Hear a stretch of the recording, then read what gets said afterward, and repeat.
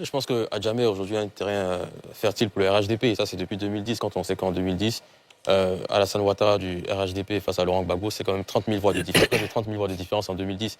Et donc cet écart-là, quand même, c'est creusé. Le RHDP a pu mettre en place des comités de base avec des rapprochements avec les populations.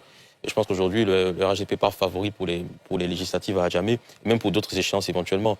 Après, quand on parle d'Adjamé, avec le député maire Farikou, je rappelle qu'en 2021, c'était quand même, Alamine l'a dit, c'était 72% de voix face à une liste PDCI EDS. Yes. Et donc, aujourd'hui, je pense qu'il est confortablement assis. Après, même si son mandat a été un peu fragilisé par des déguerpissements il y a de cela quelques temps, mais quand même, il a su renforcer la proximité avec ses populations, être au contact de ses populations. Il y a un travail qui a été fait sur le terrain. Et aujourd'hui, son principal adversaire, qui est Madame, je crois, Bassa Aou-Catherine du PDCI, bon, je pense que c'est un nom qui ne parle pas forcément aux Adjamédais. Après, elle aura peut-être du travail à faire sur le terrain, mais le gap est assez visible, donc je ne pense pas qu'elle va véritablement inquiéter le RHDP.